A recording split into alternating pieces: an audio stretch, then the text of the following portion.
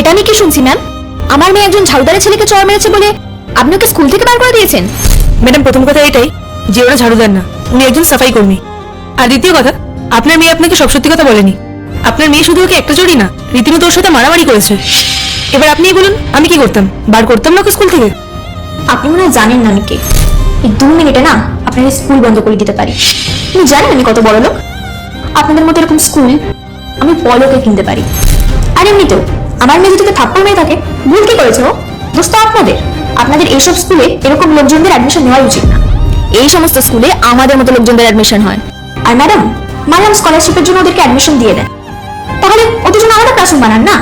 আমাদের বাচ্চাদের সাথে কেন বসান ওদেরকে? আর যদি ক্লাসরুম বানানোর জন্য টাকা না থাকে, তাহলে আমি বানিয়ে দিচ্ছি। কাল আমার অফিসে চলে আসবে, ক্লাসরুম বানানোর জন্য টাকা দিয়ে দেবো।